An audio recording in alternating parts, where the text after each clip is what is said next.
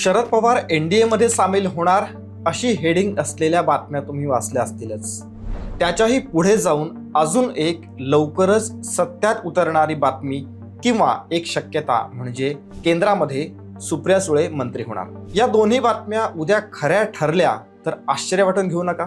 Latest घडामोड म्हणजे दोन्ही राष्ट्रवादी एकत्र आलेले आहेत, कारण तेच राष्ट्रवादी हा सत्तेशिवाय एकही दिवस राहू न शकणारा पक्ष आहे। एवढंच नाही तर मंत्रिपदही हवं असा हव्यास बाळगणारे हे सगळे लोक आहेत। अनेक वेळा प्रयत्न करूनही भाजपासोबत जाता न आल्याचं शल्य आहे का शरद पवारांना? निवडून येऊनही मंत्रिपदापासून आपल्या मुलीला दूर राहावं लागतंय याचं शल्य आहे का शरद पवारांना? नितीश कुमारांसारखे स्वतःला पुरोगामी म्हणवणारे गेल्या कित्येक वर्षांपासून एनडीए मध्ये आहेत, सत्ता उपभोगतायत, याचं शल्य आहे का शरद पवारांना?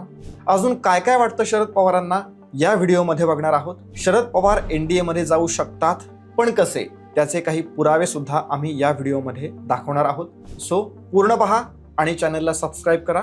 त्यासोबतच तुम्हाला काय वाटतं शरद पवारांच्या मनात नेमकं काय असेल ते कमेंट करून नक्की सांगा।